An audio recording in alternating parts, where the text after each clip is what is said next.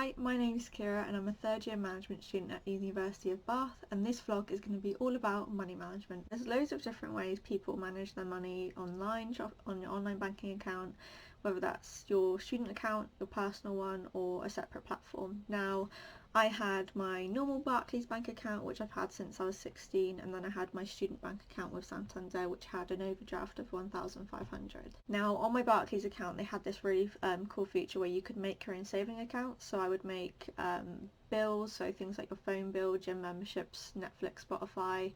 I would separate my rent money. As soon as it came in, just calculate how much you're going to have to pay during that time and pop it in there. Some kind of for food, for example, roughly know how much you're going to spend each month and put that aside as well. Once my student loan came into my student bank account, I would move it straight away into my personal one. This meant that I could still keep my student account because you have to have your student finance going into that account, whereas in your personal one you can kind of manage that for your day-to-day spending. I also used to put in my student calendar when bills were coming out so that I remembered to remind my housemates to obviously pop the money in.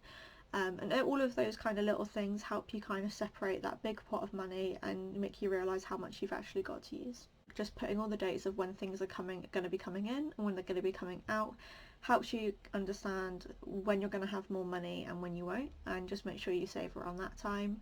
Also around Christmas time, so November, December, make sure you're going to put money aside for things like Christmas presents and things that it's really easy to forget, but when it comes around to it you don't want to be kind of short on money. In my first year I was trying to maximise my time as much as possible, so I did online food delivery. Now, what a lot of people, when you first kind of look into Bath, see what grocery shops are there, you're like, oh okay, maybe some more of the popular ones or maybe some of the ones that you shop at might not be operating in Bath, whereas 9 times out of 10 all of them actually deliver. I always find it's easier to kind of track what you're spending when you're online shopping because you can see as you're spending as you go, and also you're less likely to kind of be tempted by offers, deals and things like that although they're good, you don't necessarily need. Whereas in a supermarket everyone's tempted. If you see a Cadbury bar on sale you're probably going to want to grab it. So this way it just was a lot easier, and especially for things like alcohol or value packs for like toiletries for etc.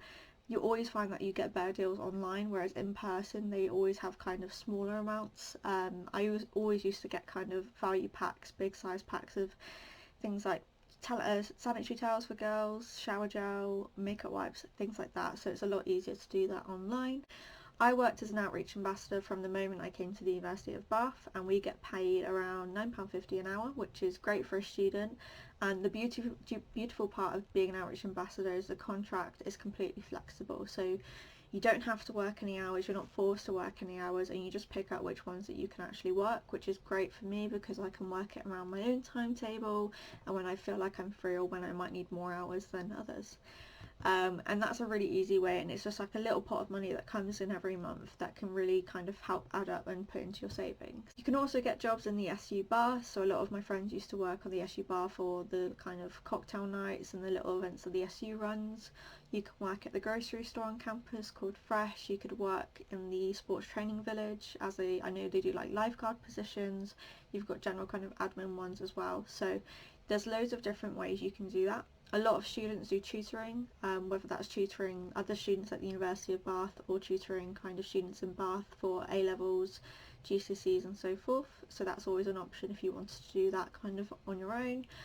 And then aside from that, obviously you've got the typical jobs in retail, grocery stores in the city centre and so forth. So there's a few different options. Just make sure that you're finding one that is the best use of your time and that isn't going to cause too much stress but also helps you pay your bills. This is something that is inevitable and you want to have a good time, and going out for meals, takeaways is just one of those things. When you're going on a night out you're probably going to head to Taka Taka or get Domino's or a McDonald's on your way back, which is completely fine, but make sure to counter that into your spending when you're going on a night out. So counter in the cost when you're going on a night out for travel, so like a bus pass to town and back. Think about the entry on the door, and then think about if you're going to get hungry in the middle of the night, make sure you put some money aside to get some food. If you had any other questions for myself or any other ambassadors of how we managed our money at university, you can contact us on Unibuddy, which is a messaging platform which we reply back in 24 hours.